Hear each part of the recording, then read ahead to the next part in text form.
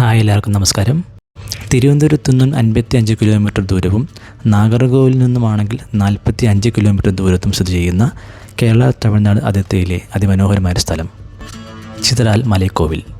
ഇത് ആറ്റൂർ ജംഗ്ഷനാണ്. ഇവിടെ നിന്നും നേരെ സ്ട്രൈറ്റ് പോകുന്നതാണ് നമുക്ക് ചിതറാൽ മലൈക്കോവിലോട്ടുള്ള വഴി. ഈ റോഡ് വന്നെത്തുന്നത് ചിതറാൽ മലൈക്കോവിലാണ്. വലിയൊരു ആർച്ചുണ്ടാവും. റൂട്ട് മാപ്പ് വെച്ച് വരുവാണെങ്കിൽ നമുക്കിങ്ങനെ ഷോർട്ട് കട്ട് വഴി ഇങ്ങനെ വരാൻ പറ്റും കേട്ടോ. വന്ന് എൻട്രൻസ് അകത്ത് കയറുമ്പോൾ ഇവിടെ പാർക്കിംഗ് ഏരിയ ഉണ്ട്. കാറിനും ബൈക്കിനും രണ്ടിനും പാർക്കിംഗ് ഫീസ് ഒരുപോലെ തന്നെയാണ്. 10 രൂപയാണ് ഇപ്പോൾ ചാർജ് ചെയ്യുന്നത് കേട്ടോ. പാതുകാക്കപ്പെട്ട നിனைவு ചിഹ്നങ്ങൾ തടയ ചെയ്യപ്പെട്ട് മറ്റും മുറപ്പെടുത്തപ്പെട്ട പകുതി ആർക്കിയോളജിക്കൽ സർവേ ഓഫ് ഇന്ത്യയുടെ കീഴിലാണ് ചിതറാൽ മലൈക്കോവിൽ വരുന്നത്.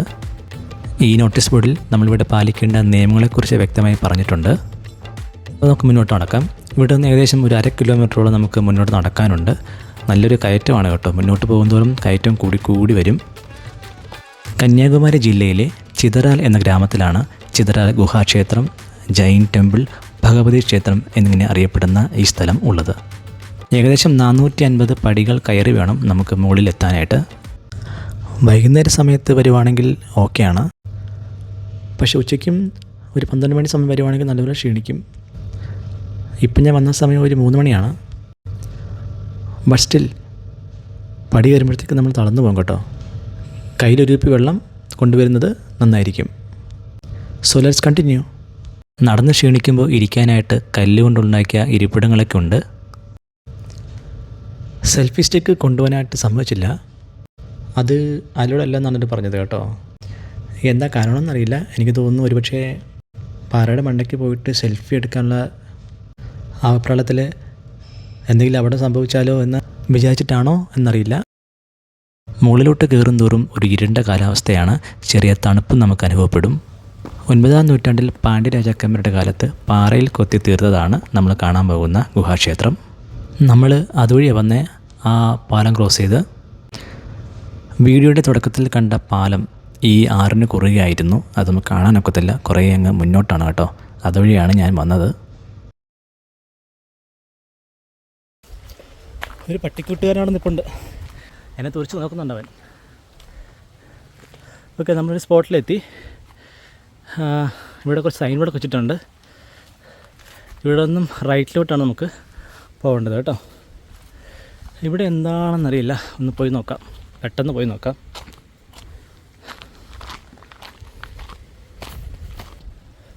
വാ, അവിടെ നല്ല റിവ്യൂ ഉണ്ട്. അവൻ എൻ്റെ പുറകെ വരുന്നുണ്ട്. കടിക്കോടാ. ഇവൻ എൻ്റെ പുറകെ തന്നെ ഉണ്ടായിരുന്നു. ഇവൻ്റെ അധികാര പരിധിയിൽപ്പെട്ട സ്ഥലമാണെന്നാണ് തോന്നുന്നത്. എന്തായാലും എന്നെ ശല്യം ചെയ്തില്ല. നല്ല വ്യൂ പോയിൻ്റാണ് നമുക്ക് കിട്ടുന്നത്. അങ്ങകലെ മലനിരകൾ ഇങ്ങനെ പച്ച പിടിച്ച് നിൽക്കുന്നുണ്ട്. ചുറ്റിലുമുള്ള ഈ പട്ടണങ്ങളൊക്കെ നമുക്കിങ്ങനെ ഒറ്റ ഫ്രെയിമിൽ കാണാൻ പറ്റും. പനമരങ്ങളുടെയും നെൽപ്പാടങ്ങളുടെയും മനോഹരമായ കാഴ്ച നമുക്ക് കിട്ടും.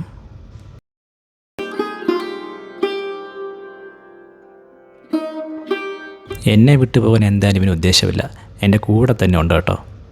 നമുക്കെന്തായാലും നമ്മുടെ യാത്ര തുടരാം. മനോഹരമാണ് ഇവിടുത്തെ നേച്ചർ. സമതലമായിട്ട് ഇങ്ങനെ നിവർന്ന് കിടക്കുന്ന പാറകളൊക്കെ ഉണ്ട്. അതോടൊപ്പം പച്ചപ്പരവതാനി വിരിച്ച ദൂരക്കാഴ്ചകളും.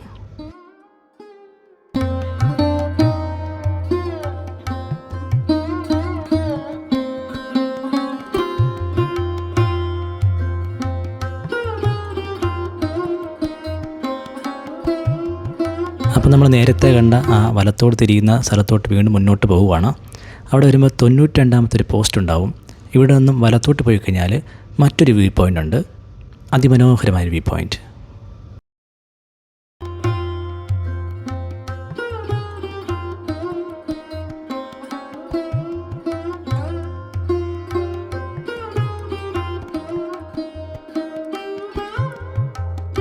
ഇതുവഴി നമ്മൾ കയറി വന്നത്. ഇനി മുന്നോട്ട് നടക്കാനുണ്ട്. അങ്ങ് നടന്നു പോകുമ്പോൾ മുന്നോട്ട് കാണുന്ന അങ്ങ് ദൂരെ കാണുന്നതാണ് ചിതറാൽ മലൈക്കോവിലിൻ്റെ ഗോപുരം. കുറച്ചുകൂടെ നടക്കാനുള്ളൂ കേട്ടോ. ഇവിടെ ഒരു ആൽമരം നിൽപ്പുണ്ട്. ഈ ആൽമരത്തിൽ നിന്നും കുറച്ച് മുന്നോട്ട് കയറി ചെന്ന് കഴിഞ്ഞാൽ നമ്മുടെ സ്ഥലം ഏകദേശം എത്തി.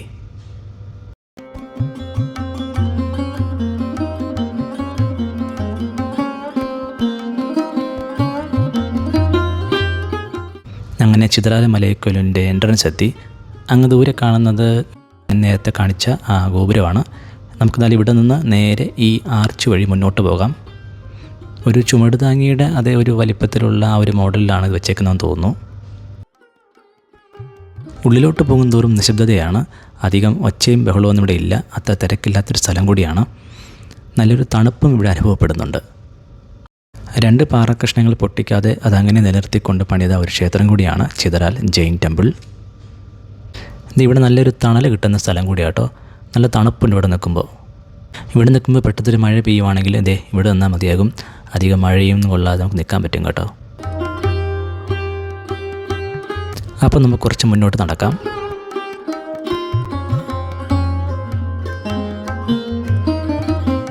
കരിങ്കല്ലിൽ തീർത്ത പടിക്കെട്ടുകളാണിവിടെ. മുകളിൽ ചെറിയ മെയിൻ്റനൻസ് വർക്കുകളൊക്കെ ചെയ്തിട്ടുണ്ട്. നല്ല കാറ്റാണ് കേട്ടോ. നല്ല തണുപ്പുമാണ്.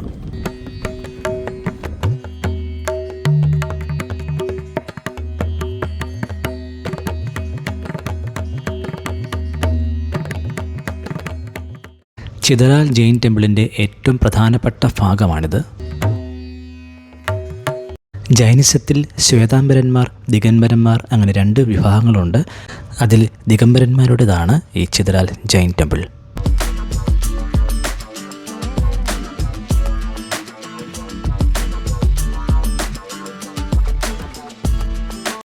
ജൈനിസത്തിൽ 24 തീർത്ഥങ്കരന്മാരെക്കുറിച്ച് പറയുന്നുണ്ട്. അവരുടെ ശില്പങ്ങളാണ് നമുക്കിവിടെ കാണാൻ കഴിയുന്നത്. രാവിലെ 8-നും വൈകുന്നേരം 5-നും ഇടയ്ക്കാണ് ഇവിടുത്തെ സന്ദർശന സമയം. അത് കഴിഞ്ഞാൽ താഴത്തെ ഗേറ്റ് അടയ്ക്കാറുണ്ട്. പിന്നെ തിരിച്ചു പോകാൻ ബുദ്ധിമുട്ടാണ്. അപ്പോൾ ഇവിടെ വരുന്നവർ പ്രത്യേകം അത് ശ്രദ്ധിക്കുക.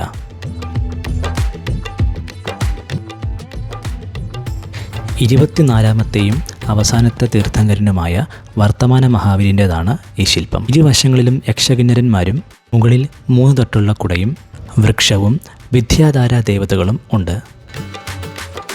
തൊട്ടടുത്തായി ജൈനിസത്തിലെ ദേവീസങ്കല്പമായ അംബികാദേവിയുടെ ശില്പവും അപ്സരസ്സുകളുമുണ്ട്. പിൽക്കാലത്ത് അംബികാദേവി പാർവതീദേവിയുമായി ബന്ധമുണ്ടെന്ന് പറയപ്പെടുന്നു. ഒരു സിംഹത്തിൻ്റെ ശില്പവും ഇവിടെ കാണാൻ കഴിയും.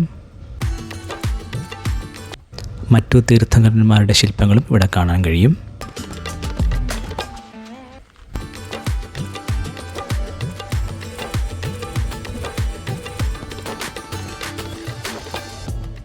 തൊട്ടടുത്തായി 23-ാമത്തെ തീർത്ഥങ്കരനായ പാർശ്വനാഥൻ്റെയും പാർശ്വനാഥൻ്റെ ദേവീസങ്കല്പമായ പത്മാവതിയുമാണ് ഉള്ളത്.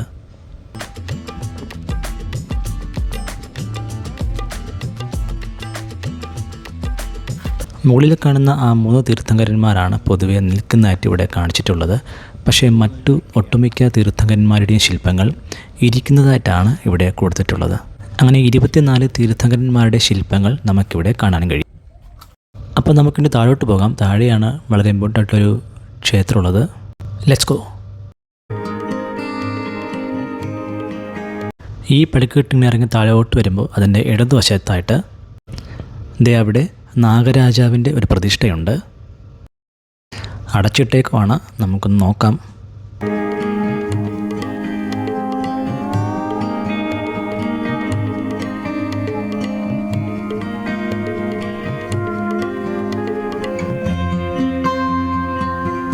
ഇതാണ് ദേവീക്ഷേത്രം.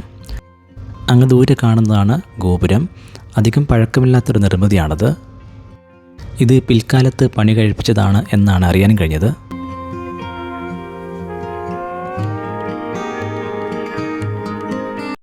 താഴെ എൻട്രൻസിൽ കണ്ട അതേ നോട്ടീസ് ബോർഡാണ് ഇവിടെയും വെച്ചിട്ടുള്ളത്.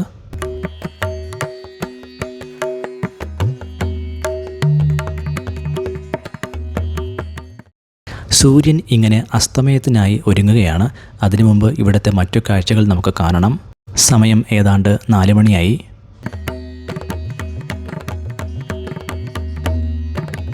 അങ്ങ് ദൂരെ ഫോറിനേഴ്സൊക്കെ ഉണ്ട്. ഗൈഡൊക്കെ കൂടെയുണ്ട്.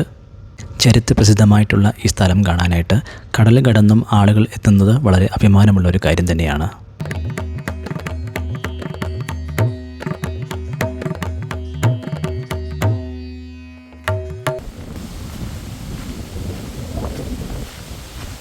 അതിശക്തമായിട്ടുള്ള കാറ്റുകളൊക്കെ ഇടയ്ക്ക് അടിക്കാറുണ്ട്.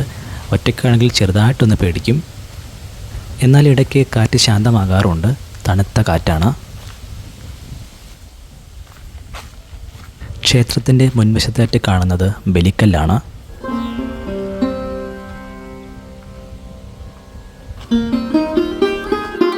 ക്ഷേത്രത്തിൽ 3 ഗർഭഗൃഹങ്ങളുണ്ട്. 3 പ്രതിഷ്ഠയാണ്. ഒന്നാമത്തെ പ്രതിഷ്ഠ എന്ന് പറയുന്നത് 24ാമത്തെയും അവസാനത്തെയും തീർത്ഥങ്കരനായ വർത്തമാന മഹാവീരനും 23ാമത്തെ തീർത്ഥങ്കരനായ പാർശ്വനാഥനും പാർശ്വനാഥൻ്റെ ദേവീസങ്കല്പമായ പത്മാവതിയുമാണ്.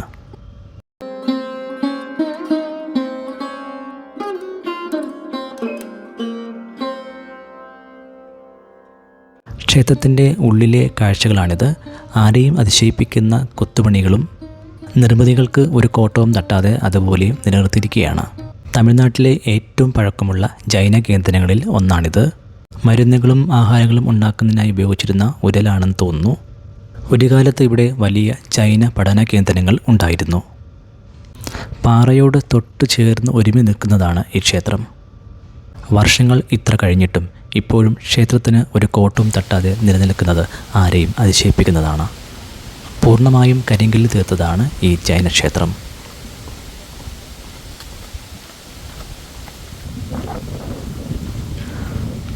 തൂണിൻ്റെ ഒരവശേഷിപ്പ് നമുക്കിവിടെ തറയിൽ ഇങ്ങനെ കാണാൻ പറ്റും. പണ്ടത്തെ ശിലാലിഖിതങ്ങൾ വട്ടെഴുത്ത് എന്ന് പറയുന്ന ലിപിയിലാണ് എഴുതിയിട്ടുള്ളത്.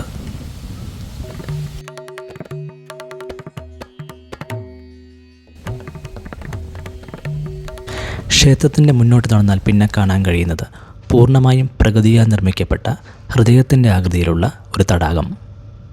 ഏതു വേനലിലും മഴയിലും ഈ തടാകം ഇങ്ങനെ വറ്റാതെ നിലനിൽക്കും.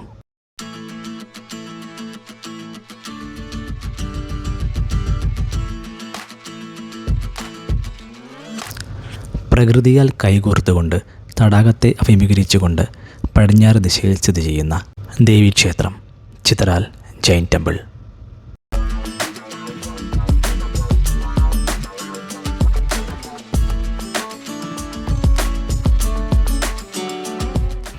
ഏത് ദിശയിൽ നിന്ന് നോക്കിയാലും പ്രകൃതിയുടെ ഭംഗിയും പാറകളുടെയും മലനിരകളുടെയും ഭംഗിയും നമ്മെ ഒരുപാട് ആകർഷിക്കുന്നു.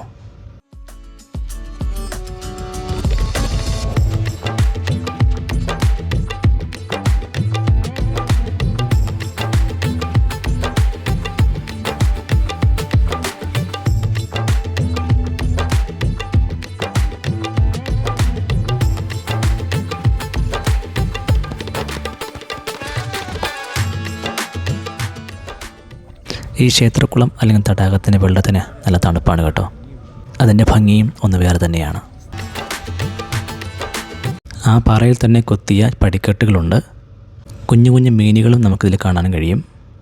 ഇതിൻ്റെ ആഴം എത്ര ആണെന്ന് എനിക്കറിയില്ല കേട്ടോ. അങ്ങനെ വൈകുന്നേരത്ത് ഈ പാറയുടെ മുകളിലൂടെ നടന്നുകൊണ്ട് ഈ ക്ഷേത്രം കാണാനും ചുറ്റിലുമുള്ള പ്രകൃതിയുടെ ഭംഗി കാണാനും വല്ലാത്തൊരു സന്തോഷം. വീഡിയോയിൽ കാണുന്നതിനുപരി നേരിട്ട് കാണുന്നതിൻ്റെ ഫീൽ ഒന്ന് വേറെ തന്നെയാണ്. അധികം തിരക്കില്ലാത്ത സ്ഥലമായതുകൊണ്ട് തന്നെ ശാന്തമായിരുന്നു കൊണ്ട് നമുക്ക് ഈ കാഴ്ചകളൊക്കെ കാണാൻ സാധിക്കും. ഇതാണ് ക്ഷേത്രത്തിൻ്റെ ഏറ്റവും മുകൾ ഭാഗത്തിലുള്ള ഗോപുരം. ഗോപുരത്തിനടുത്തു നിന്ന് നമുക്ക് താഴത്തെ മുഴുവൻ കാഴ്ചകളും ഒറ്റ ഫ്രെയിമിൽ കിട്ടും. ആ കാണുന്നതാണ് ക്ഷേത്രത്തിന് മുന്നിലുള്ള തടാകം. കാലാവസ്ഥ നല്ലതാണെങ്കിൽ അങ്ങ് ദൂരെ കടലിൻ്റെ കാഴ്ചകൾ ചെറുതായി നമുക്ക് കാണാൻ കഴിയും.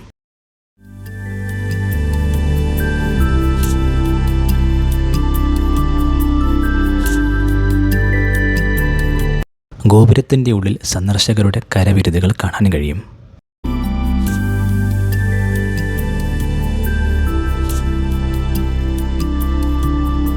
ഗോപുരത്തിൻ്റെ വശങ്ങളിൽ അസ്തമയ സൂര്യൻ താഴ്ന്നിറങ്ങുന്ന കാഴ്ച അതിലും മനോഹരം.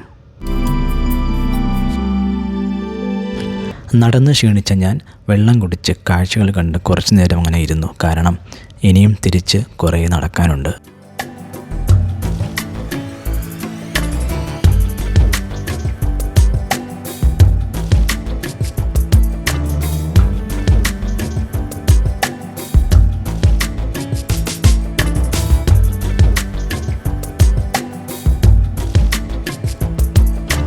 അങ്ങ് ദൂരെ ചിതറാൽ എന്ന ഗ്രാമത്തിന് ചുറ്റുമുള്ള മറ്റു പ്രദേശങ്ങളും മാർത്താണ്ഡം എന്ന പട്ടണത്തിൻ്റെ ചെറിയ ഭാഗങ്ങളും നമുക്ക് കാണാൻ കഴിയും.